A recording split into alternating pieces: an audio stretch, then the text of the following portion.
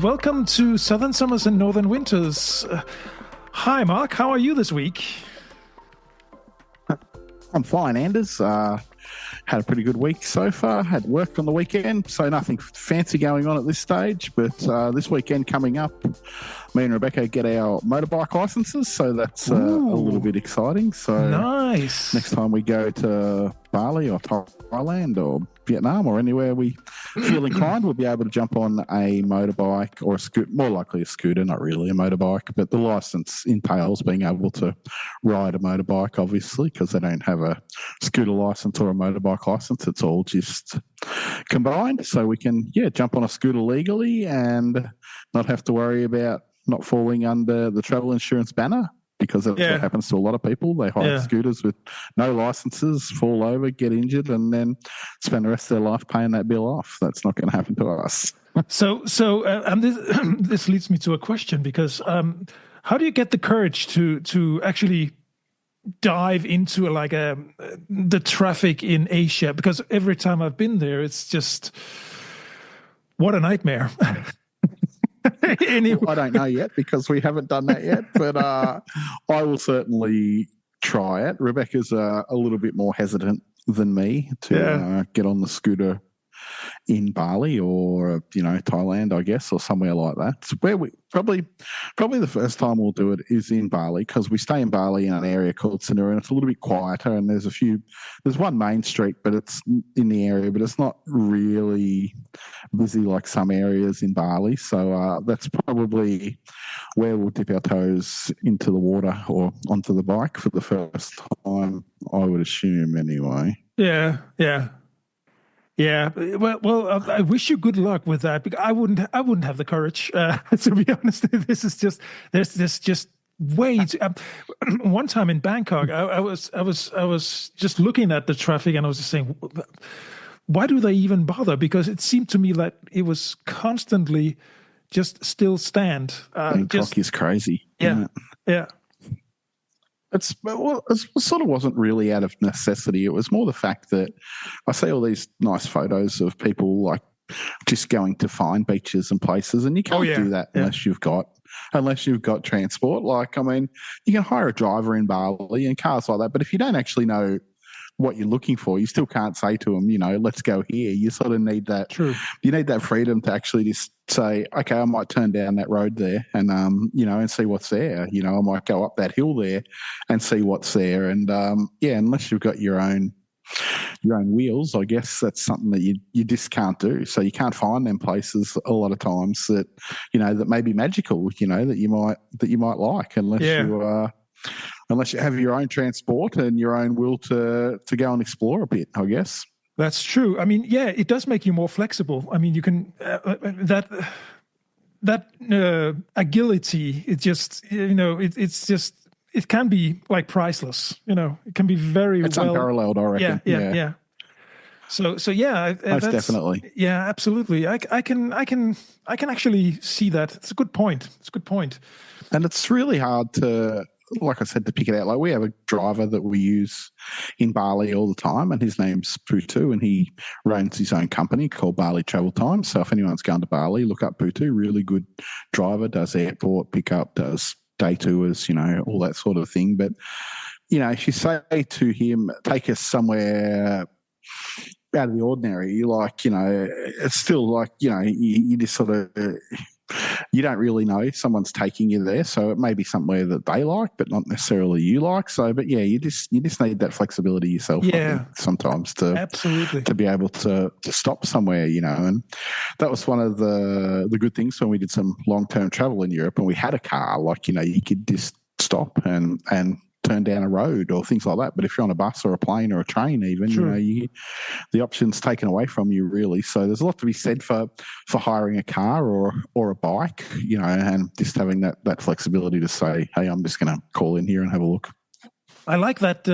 I like that approach to travel when you have no specific itinerary. Just go wherever you feel like on that particular day. It's one of the things that I hope that we will be able to do, Alex and I, because now I have this Deutschland ticket, the German ticket that it costs. Well, the new price is 58 euros a month, and you can go on any public transportation throughout Germany. With that It's a fantastic ticket. deal. Yeah, it's a really good deal. The only thing you cannot do, you can't go with the intercity, the fast trains, but all regional trains and city public transportation. So you can literally go from here in southern Germany to Denmark. It will take you like 10 switches from whatever. I mean, from tram to bus to regional train, and it will take you like 25 hours. But still, you can do it. It's you can you cross into other countries? Like no, it's only valid in Germany. But there are other tickets where you can go with a specific train. Yeah. For instance, to Salzburg in Austria from here, and it's the price of a regional ticket, but you cross a border. But still, I mean, what I really want to do is just to leave from home one day and then say, okay, let's see where we end up today, and definitely, sounds like a good idea. Yeah, I think. There's definitely some appeal in that sort of travel, most definitely. Absolutely. It's something I need to embrace probably a little bit more. I'm a bit over the top on planning and having to, go from point to point so it's something that getting, the motorbike and doing things like that is something that I need to do a bit more often and just sort of see what happens along the way. Exactly. It's I, at the beginning of our world travel way back when, I was definitely also out of my comfort zone when it came to not planning. But then Alex said to me, constantly planning a couple of days ahead, it makes me stressed. She said, because she had a feeling we had to drive this amount of kilometers to end up at our booked accommodation. And I could absolutely see her point. I was like, well, let's stop then, because what it turned out that, we were traveling off season anyway. So the campsites and stuff, they were not fully booked. So it was never an issue. But if you can see it from the other side as well, it can be stressful if you plan too much, because then you have that feeling that you need to do this amount of kilometers every day. Yeah, most definitely. I'm also looking forward to spending longer time in places as well, just to get a more of a feel of the place, their customs, what they're eating, good places to eat, just immerse yourself, I guess, a little bit in the culture of the places that you're stopping at absolutely. To visit. So absolutely. If we one of our, obviously we've talked about this before, one of our plans is to take off, maybe long term, maybe short term, but at least for possibly 12 months. And if we do that, the plan will be to stay places at least a month at a time, maybe more, maybe couple of months if we like it. So that will be it suits in a number of ways. You get to know the place, probably more I don't know, intimately is probably not the word, but you know what I mean? More than you would as a tourist who touches, just scratches the surface and goes to, maybe the 4 highlights or 5 highlights that are in these places. And secondfold, generally accommodation is cheaper if you do accommodation long term. So I know I know, like on Airbnb, you certainly get a discount if you do it for a month or more. Also, it cuts down on, if you're moving every week or 2 weeks, there's a certain amount of travel costs involved with planes, trains, and buses as well. Where going point to point, especially if you're flying everywhere. So. True. So there are a couple of reasons to probably spend a little bit more time, and probably the last reason is I'm getting older and I like to do things a little bit slower than I once did. So That's no shame, Mark, to admit that. No, it's I not. feel Well, exactly the same. can't stop Father Time, can you? No, So, no. But you're touching an interesting thing here, because before we started traveling long term, we were thinking, like many others, to travel is expensive, but it doesn't have to be, because, well, it really depends, of course, how you travel and where you travel. But you have to live every day, even when you're at home. So yeah. if like you say, you stay like for a month or two, or maybe even 3 months at the same place. If you stay in a country, in a place where you've got good, affordable accommodation, and the cost of living is not necessarily too high, and if you can even work from remote, that's actually like the golden combination there, because The golden ticket, isn't it? Yeah. it is. And in let's just face it, in the Western world, it's comparably, probably expensive to live compared to, like, say, Asia. So if you can stay like for 3 months somewhere in Vietnam, in a nice accommodation, you could probably be well off, and it wouldn't cost you, it wouldn't break the bank, No, there's certainly places that we could live in Asia that would be cheaper than what it costs us to live in Australia. No doubt. Yeah. No doubt about that.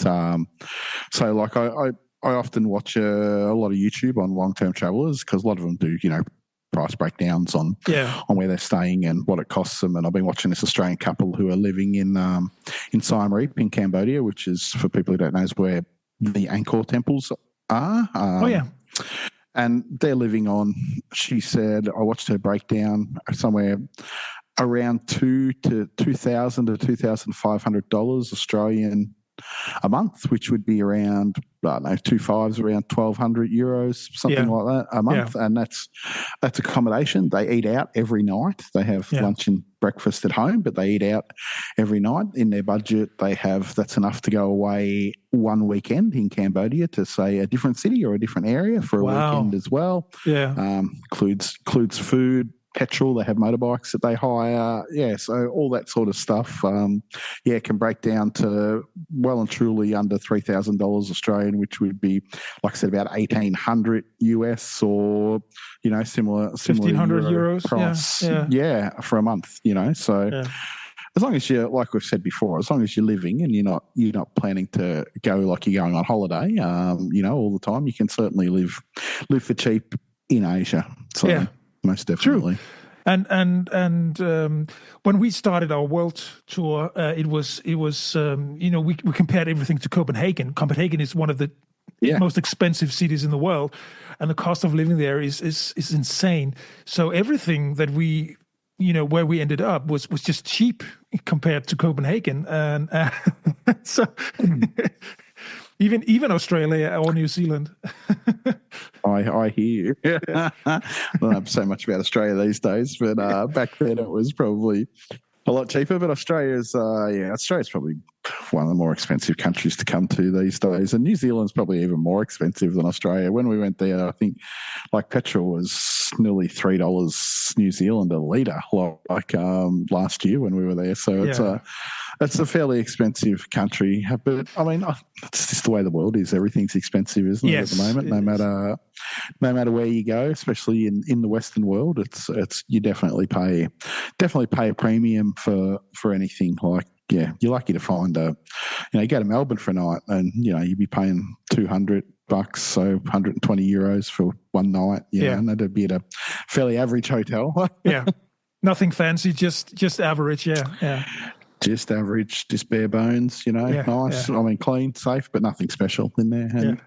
And accommodation's one of the banes of my existence, because, you only just go in there to put your head down. Like, you don't go there to spend a great deal of time there. And, you can't get in till, some places you can't get in till 3 o'clock in the afternoon, and then you got to be out at 10 in the morning. So you're not even getting 20 hours there. You're getting about 18 hours before they kick you out, aren't you? So there's not much you can do, and they know they've got you. And what annoys me even more is the fact that in the city you have to pay for parking. So even though these hotels have parking spots, they want to, whip another $20 or $30 or $40 a night off you in parking charges. Like once upon a time that didn't exist, and that's one of the only really good things about travelling, say outside of a city. I find in Australia, like if you go where we went to Bendigo the other week, like that hotel had parking but no charge for it. It only seems to be in the city where they want to charge you a small fortune actually to park. The nearest parking I've ever had was actually in New Zealand. It was in Auckland, and it was I think it was $70 New Zealand a night to park your car. Yeah. So it was rather crazy amount it was, but I had a rental car. I didn't know where else to park it, and so I was like, okay. So that's what they know. They know this. You know, if you arrive maybe late and you're tired, you just want to go to your room and have a lay down, and it's just then they've got you, and that's where you are vulnerable in terms of making financial decisions. So you just I can't be bothered. If you had a spare block of land in the city, the ideal thing wouldn't be to build a hotel or anything. It'd be to build a car park, like a multi-story car park, and you'd be reaping the dollars every day. Yeah, but I look at when we book accommodation, we booked something in Tuscany. We're going in early June, and we've been to the hotel many times before, so we know they have free parking. It's in the country, so it's in the countryside, so it's really no problem. But we will always look at, if it's a new hotel we don't know, we will always look at what does parking cost, because it can significantly add to your overnight cost, and it's definitely just can. But many people don't think about it. They don't. Well, it's like there's a lot of, I guess, add-on costs that come with travel that people don't factor in, like at the start of planning. So just for instance, like I said, we're going to Cambodia, China, and the Philippines in July and August. So I had to book insurance the other day. So for 18 days, that was $210 Australian for two people. Wow. So that's 120 euro or something like that. Because I don't live in the city, I'm then going to have to book airport parking. So that'll be close to $200 as well for 19 or 18 days to leave our car there. Cambodia requires a visa, so that'll be $50 per person USD to get a visa into Cambodia. Yeah. So I'm looking at near on $600 before I've even left the country. So and then a lot of people get to places and you don't factor in that you sometimes need a transfer from the airport if there's no accommodation. So there's things like that are sort of grey areas that fall outside of what you're planning and what your budget is. So then things all need to be, I guess, worked into your budget to what you're going to spend. Really, public transport's another one that can add up quickly that you may not plan on as well. Especially if you're in a big city where you want to get around and see a few sites like Paris. I think one ride is like €2, and in a city like Paris, you could stop 4 or 5 times in a day, jumping in and off, and before you know it, if you got 3 or 4 years, you spent 40 euros a day on transport and things like that. So there's a lot of these. Always check if there's like day tickets available for tickets. Yeah. Or even a week ticket. Buy 10. Yeah. You used to be able to buy a cruise ship. I don't know. I have 10 tickets in Paris for the price of 7 or something, which we used to buy fairly regularly when we were there. But I haven't been to Paris for a while, so I don't actually know the cost of the metro there anymore. But Melbourne's actually, it's one thing that I quite enjoy about Melbourne is they have a capped daily cost of $11 on transport all throughout the state of Victoria. So you can't spend any more than $11 a day, and I could go from one end of the state to the other and that would still be covered in the $11 fare. So I could basically catch a train from here to Mildura, which would be somewhere around 14 hours. And it would, or about 900 kilometres, and it'd still only cost me $11 Yeah. So that's one good thing. Which it used to be crazy. Like for us to go to Melbourne on a train from here, which was 2 hours away, used to cost about $40 Australian to return. So no one was using the trains until they brought in this, cheap reduced fare. And now the trains are oversubscribed. You often have to stand and things like that because now everyone uses them, which is good for the environment, I guess, and taking cars off the roads. Yeah. But Australia's, because we're so spread out, we're a long way behind with a lot of, I guess, public transport options, and public transport being available and convenient. Being convenient is probably more the term for, especially if you're outside of the city. It's not necessarily convenient for you all the time. Like for us, we don't have a train station in our town of 5,000 people. I have to drive either about 25 kilometres to one town to go to Melbourne, but it only has 4 trains a day, or I can drive 70 kilometres to another town that has 20 trains a day. So either way, I've still got to drive somewhere to then get that train. You have to start the car. You have to start the car to go somewhere. Yeah. Yeah. Basically, yeah. So, and if I'm going, sometimes if I'm going the 60 or 70K it is to Relgan, that takes nearly an hour, and then the train takes, even though it's only 180 kilometres or something from there, it still takes 2 to 3 hours because our train system's not that great. And once you get to the edge of Melbourne, there's no separate lines from trains coming in from outside of the city to use. So they've got so these trains, which they call V line, which is country trains, they've got to then jump into the metropolitan line. So you've got to slot in between all the metropolitan trains. So you then end up only going 60 kilometres an hour from the outskirts of Melbourne. So it takes you like an hour to get from the outskirts of Melbourne into the centre. So it's not very efficient. By the time I drive there, get on a train and go there, it's near on 3.5 hours. I could actually drive to Melbourne in probably 2 hours and 2 hours, 20 minutes into the same area. So it's actually taken me an hour or more longer to use public transport, but it's that much cheaper and I don't have to pay for parking when I get into the city if I'm taking the train. So, so it's definitely infrastructure. It's all about upgrades the convenience. It really is. It is about the convenience. Yeah. So in Germany, they haven't invested in. We have trains throughout Germany, a network of tracks and everything, but it hasn't been properly maintained for like 40 years. And now they're realizing because of the traffic jams everywhere and the highways and there's like heavy traffic everywhere. So they're trying to get the cars or people from the cars into the trains, but the trains are currently overloaded, and I think the last I heard was from Deutsche Bahn, only like 60% or even less, probably only half of the trains are leaving on time. So it's like a huge political debate at the moment that something for the new chancellor to look into. Oh yeah, that's just one of the issues that he has to look into.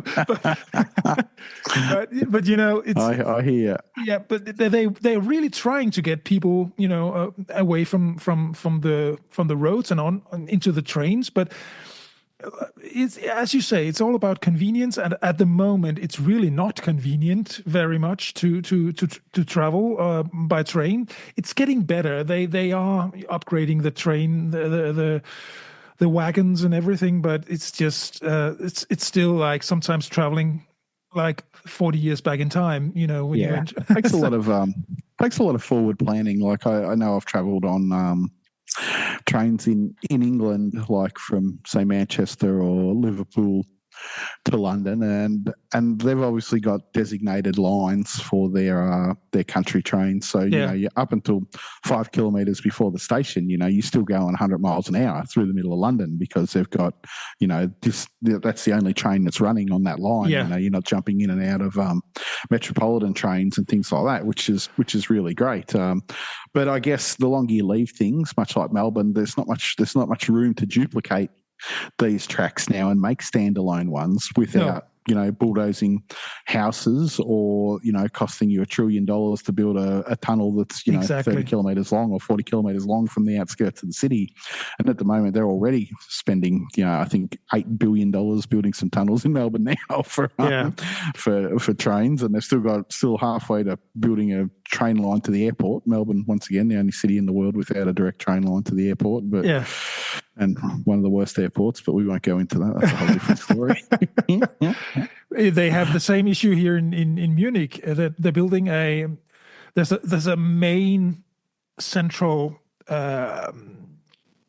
train line going through the city, and they're building a second main line going through the city in a tunnel.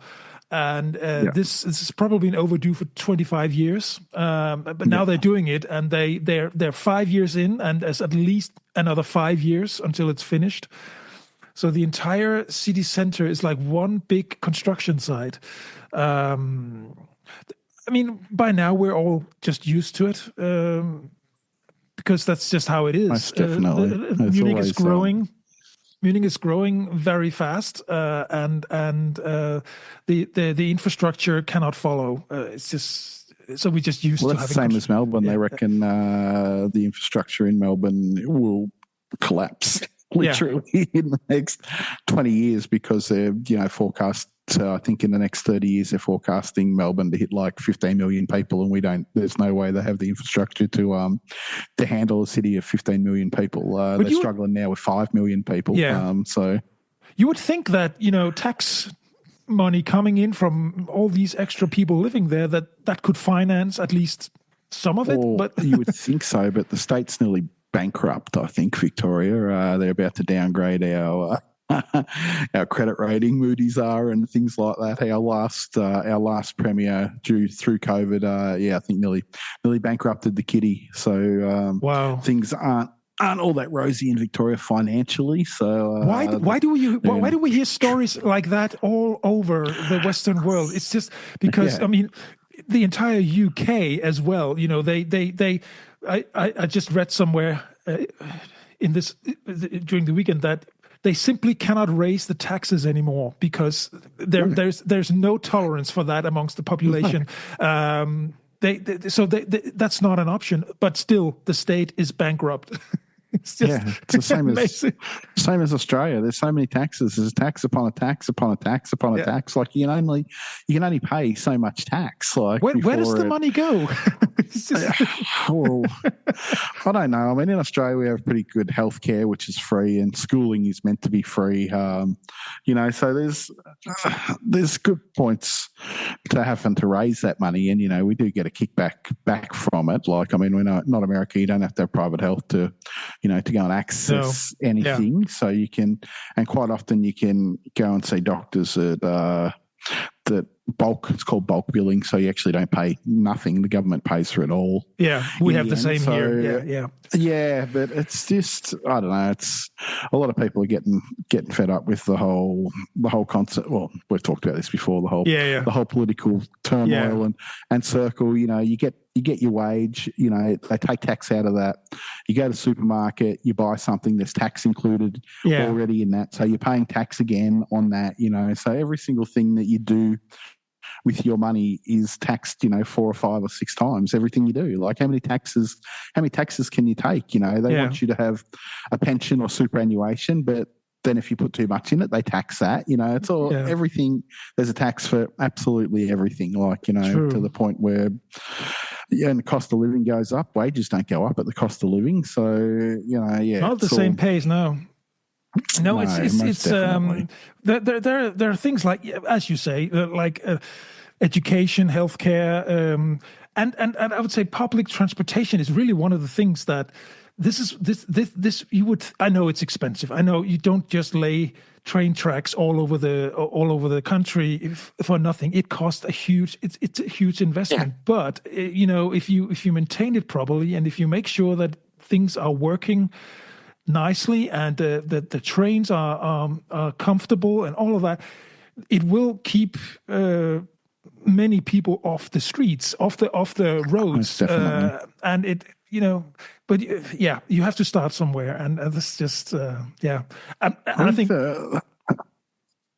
You're right. The problem, I think the good thing is that you guys actually have a little bit of competition over there for certain things. Where Australia's a country duopolies for everything. There's no competition. We have two major supermarket chains, which account for about 89% of the market. Two supermarkets. We have two airlines that account for 99% of all domestic transport. Qantas announced a $900 million profit the other day for the year. Like, this is because there is no competition. So them and Virgin, they get in cahoots and they say, okay, this is what the price we're $900 million this, profit, and then they probably $900 million profit. So and then they probably don't invest that in like cheaper tickets and. No, of course not. They're just buying new airplanes, things like that, which is good. But the airplanes will be, tickets will no doubt cost you more because they're at the moment Qantas are deeply invested in this A321 XXL from Airbus that's going to fly from Melbourne to London non-stop and Melbourne to New York non-stop and all this sort of jargon. And because these flights are ultra long haul, I'm talking 18 hours, 21 hours, non-stop. They've got to make the cabins bigger and more roomier. So of course there will be a premium price to pay if you want to, if you want to get on these planes, which will basically sort of business class configuration, but not quite as flash as business, but they're going to talking about they've got walk up areas where you can go and get fruit and food and drinks and and stuff like that, because you've got to be able to move around if you're sitting there for that long. So I think that's where Qantas have got all their money at the moment. But like I said, we've had 4 or 5 different airlines try and start over the last 10 years and none of them can get off the ground or maintain it, because as soon as they come into the market, Qantas then just chuck 10 flights a day on the routes that they're doing, and Qantas can afford to have no one on the planes as long as their flights are cheaper than the competitor, and they're running that competitor out of business basically. So that's what happens. So them and Virgin keep a duopoly on the market. Like I said, same as supermarket chains. There's only 2 of them. So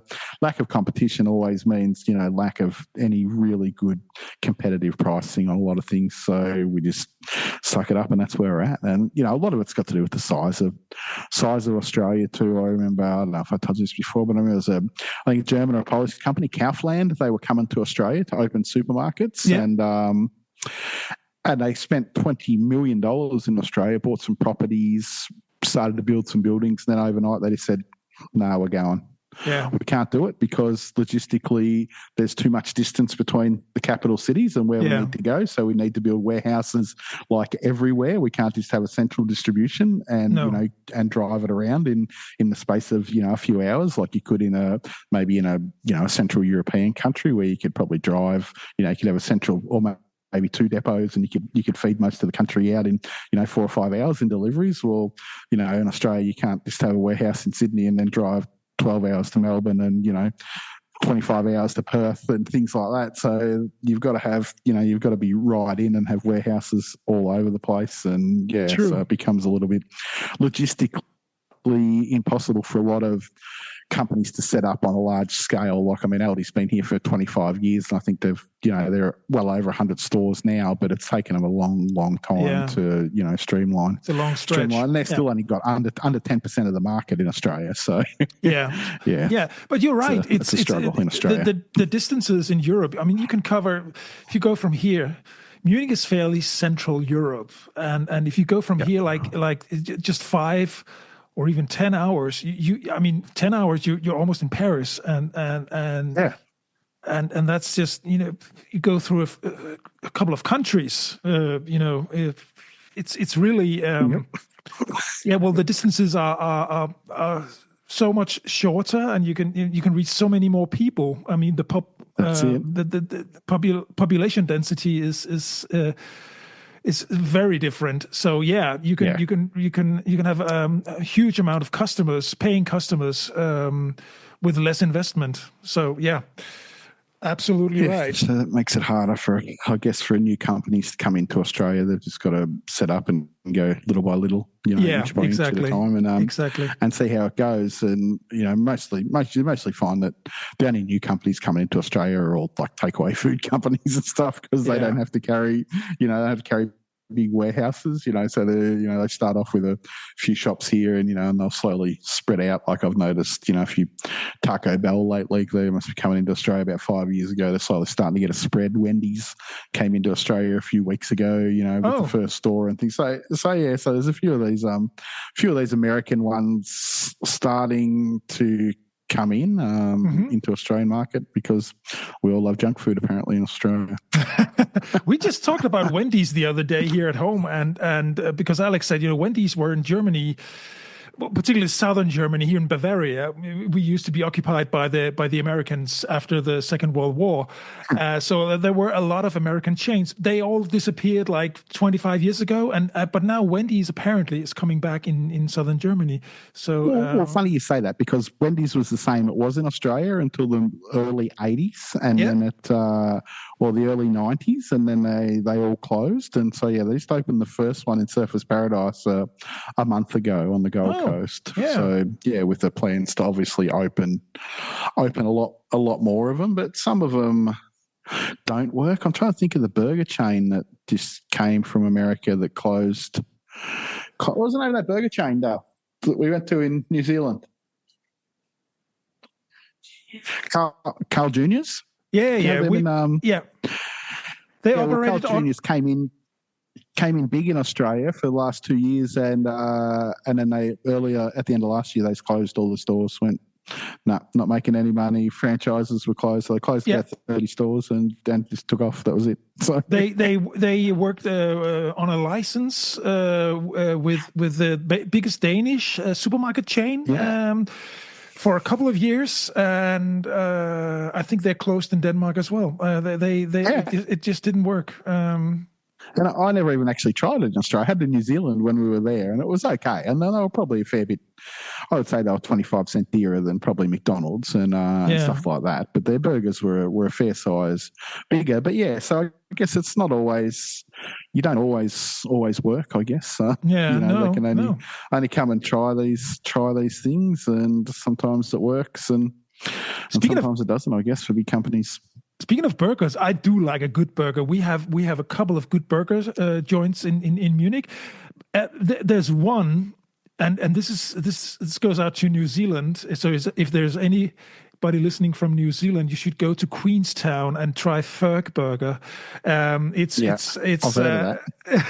It's absolutely brilliant. And there's a chain here in Munich with at least 5 or 6 stores that it's.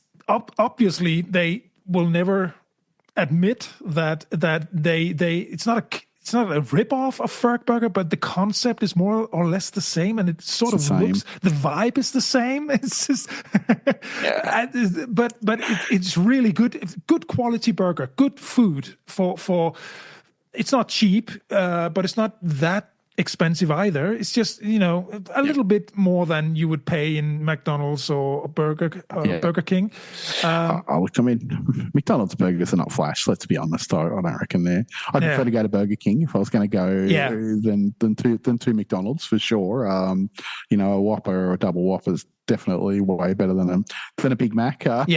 We had a bad franchise chain under the license of Burger King for a couple of years in Germany. So they lost a lot of their reputation because, as you said, previously, I would say the same. And then for a while, it was really bad. But now, last year, we went to Denmark and we by train, and in Hamburg we had a stopover for a couple of hours, and we went to the Burger King at the Hamburg Central train station. Blah, blah, blah. And the Burger King there was really good. That was a proper and a good Burger King burger, Whopper, and I was really pleased with the quality and the taste, and so I'm all Excellent. For a good Whopper. So, I don't know whether you know, and a lot of people listening may not know, but Burger King doesn't exist in Australia as Burger King, as people would know. It exists in Australia as a business called Hungry Jack's, because back in 1971, a guy from Western Australia bought the Hungry Jacks. I bought the Burger King license for Australia and then changed the name Oh, to Hungry Jacks. Exactly the same menu, sell the Whoppers, sell everything that Burger King sell. So yeah, at Burger King tried to come into the country and they tried to terminate this guy's license. So at the same time, there was competing stores. There was Burger King and there was Hungry Jacks, and they were both selling exactly the same menu at the same time. So the guy who actually owned Burger King the guy who owned Hungry Jack's license. So this is getting confusing. When Burger King came into Australia, he took them to the federal court and sued them for breaching their franchise agreement with him, and he won damages to the tune of $100 million, and Burger King had to pack up all their corporate stores and leave Australia. So Burger King as an entity doesn't exist in Australia. Hungry Jack's does and sells the exact same menu as Burger King. So yeah, so pretty unique story. That one, yeah. So yeah, it was really strange at times. Like I said, you'd see Burger King and you'd see Hungry Jack's, but then yeah, because they wanted to stop him from opening any more stores, Burger King. So yeah, he went, okay, we're going to the High Court and I'm going to sue you for a breach of franchise agreement. And yeah, and they had to shut all their stores and pay him $100 million and get out of the country. So do you have the? Do you have the? Now we're at the topic of burgers. Do you have the chain Five Guys? Yes, Five Guys are in Melbourne. There's a couple of locations in Melbourne. I haven't been to them, but I know some people who have been to them and reckon they're pretty good. There's one in Crown Casino, I think, in Melbourne. So it's probably the most popular one. Yeah. What about you? You have that? Yeah, we have a couple of Five Guys stores in Munich, and they're really good. They're also fairly expensive. You don't. I mean, again, compared to like the main stream like McDonald's and Burger King, so they're more than that. But it's I would say for one person, you go in and you for a burger and fries and a drink, it's probably €15. Yeah. Okay. That like that, you know. So and that would probably be like €5 more than McDonald's. But you get a real burger, probably compared to one exactly. That's you get tray something you can just see them make it, and you can tell that this is good quality. So and the taste is really nice, and the texture and everything. So yeah, you know, on the rare occasion that we actually go in and have a burger, we did for the over the weekend here, Anton and I, and it was really nice. So. Yeah, it's so. But Five Guys, we've been there, and I can certainly recommend that as well. American? I think they're from New York. Yeah, I think they're New York based. There's a Australian company called Guzman Y Gomez, Mexican food, who are slowly taking the world by storm, one country at a time. Okay. They're only in 4 or 5 countries at the moment, but they're really, really big in America, which is quite strange for an Australian company to sell Mexican food to Americans, because Americans, you know, are traditionally big eaters of Mexican food. Oh yeah, This franchise, this company called Guzman Y Gomez started out in 2006, and they have shops in New York and Chicago and all over the place. Like takeaway restaurants, a bit like McDonald's, but selling Mexican. So they're going to slowly, obviously, open up everywhere around the world. But they're only in America, Australia, Singapore, and where did I see? They said the other one was in at the moment, and Japan. So keep an eye on that. I'm sure at some stage they'll open up in Germany as well. If they're in Japan and with success, it must be good, because one of the things I've come to realize with the Japanese, I mean, they have good food.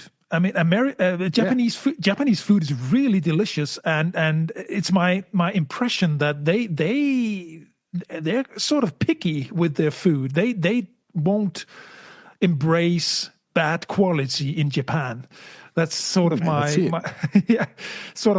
impression of the Japanese. So then it must be good. It's a good recommendation.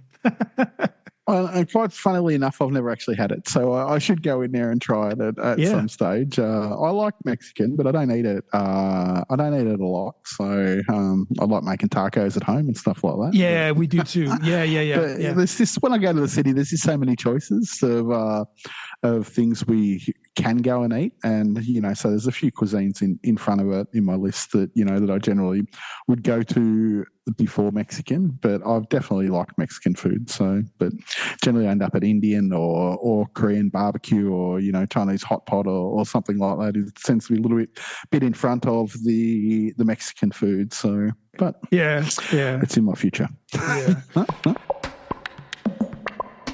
One thing I thought of talking about with you, Mark, is traveling with kids. We've both done this extensively. What on a long-term basis? What would you say will kids benefit from traveling the world with their parents? Because I remember when we started talking to our friends about this, that we were going to take Anton, with us on the road and travel for a year. A lot of mixed reactions we were met with. Definitely. Yeah. So.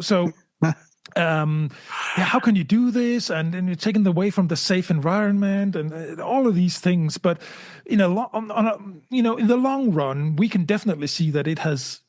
For Anton, has been a huge benefit. But what's your impression with that? All I have to do, I guess, is look at our daughter who we had on the other week. I don't think there's too many 18-year-olds that would move to China. No, exactly. Start. So I guess there's a sense of confidence that you can get from traveling to start off with. I think also. There's an acceptance. I guess there's a more worldly. You have a more worldly view, possibly on things that are happening, which sometimes is not an easy view. I guess so a lot of kids you maybe go to school with may not understand things that you're talking about, and especially if you're from a small town, like we sort of ran into that a little bit at primary school when Marley would talk about places we had been, and like kids didn't even know where they were, and some kids are from less fortunate backgrounds and may never even leave the state of Victoria, let alone the country. So that was sometimes an issue, but the fact that she was able to express that and talk about it, and also, when they go to high school, and both my kids really love history and have done history all the way through high school, and I think this is a direct correlation with the amount of travel we've done and the amount of historical places that we've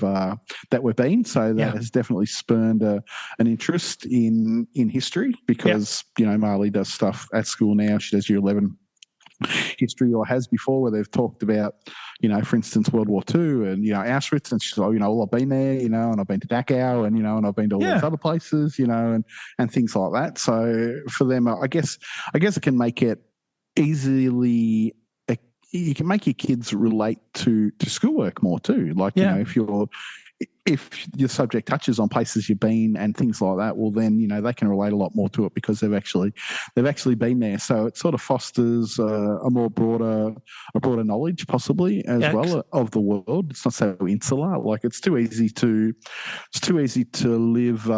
It's too easy to think that where you live is how the world is. So I say this a lot. My wife's given me Rebecca's given me a look there. Like you say that all the time, but I actually do. Like I think that's the case. There's a lot of small, narrow-minded people. None of our audience, obviously, they'd be all broad-minded. Obviously people, not. They wouldn't even be here if they were. That's it. They wouldn't be listening to us if they were narrow-minded, would they?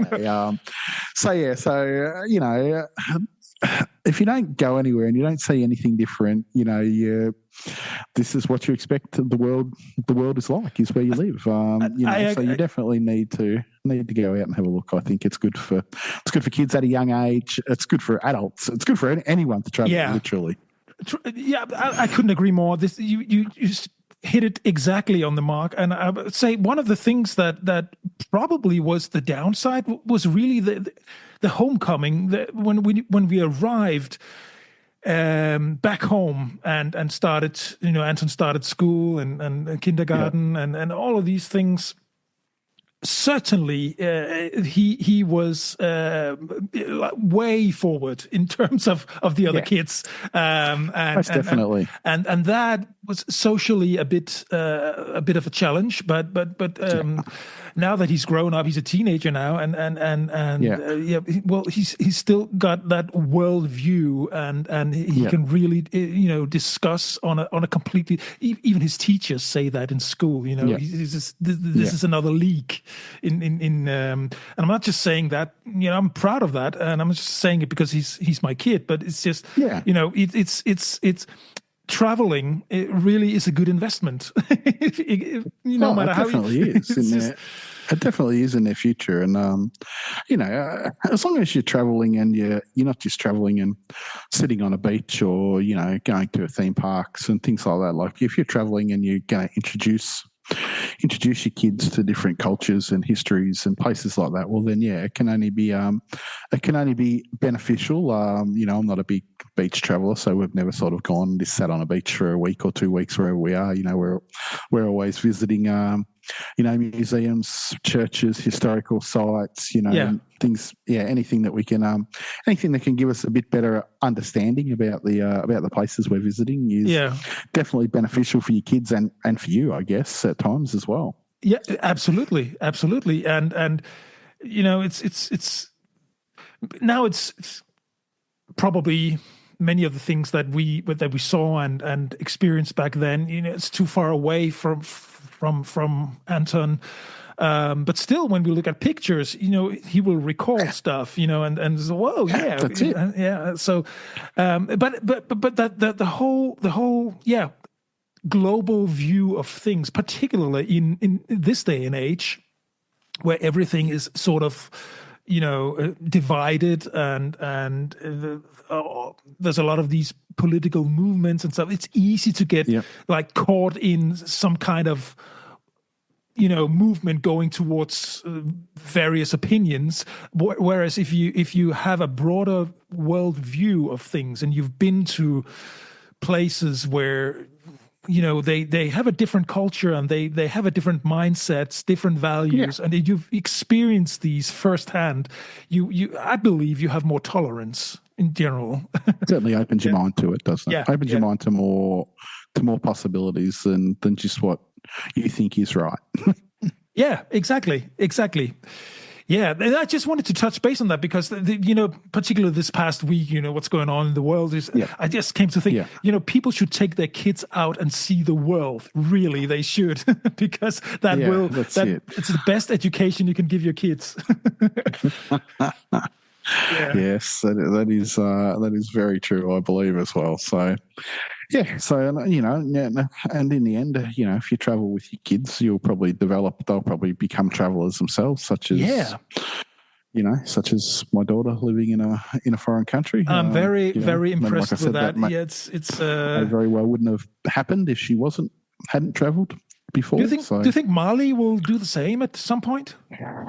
I think Marley will possibly travel at some point by herself. What do you think, Marley? She says, yeah, maybe. So she's Yeah. got more steady plans in Australia. She wants to go to university possibly and do something like that first. So Yeah. Well. so Yeah. yeah, but Yeah. I think she'll make her own way in the world at some Yeah. stage. Yeah.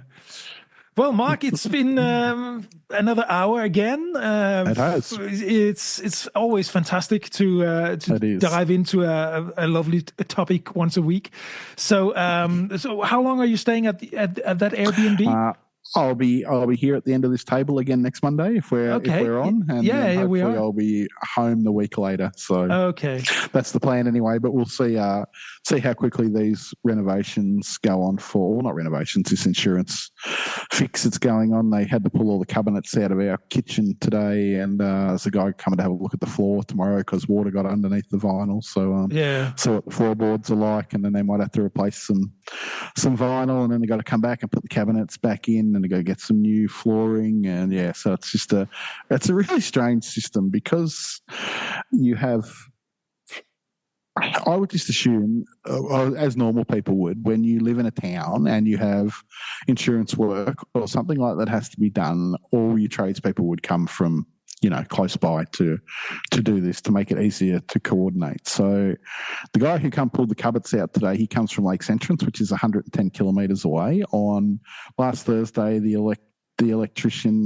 plumber, he came from Bairnsdale, which is 70 kilometres away. But yet we have these tradespeople in our town. So I don't know whether the insurance company are not very good payers or they struggle to find people or keep people. But so which sort of makes it really hard to line up when people are coming and going, like because they're from multiple distances away. Tomorrow there's another guy coming from Bairnsdale, which is, like I said, 70 kilometres away to look at the floor. So the vinyl, when that gets replaced, it's from a town that's 30 kilometers away. So yeah, it's all over the place. It's really bizarre. And they probably charge like a fixed kilometer rate when they drive. Oh, yeah.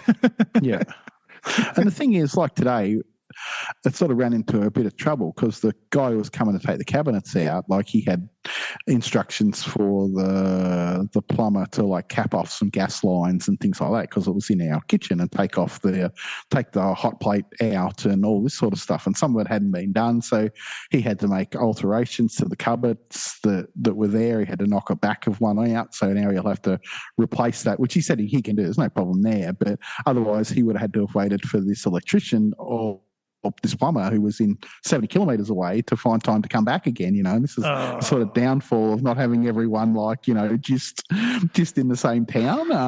And the electrician who was there, he didn't turn one of the power points off, but luckily he was actually from our town. So there was only one out of 6 different tradespeople that have got to come through that were actually from our town. And some were, like I said, up to 100 kilometres away. So is there a project manager? Quite strange.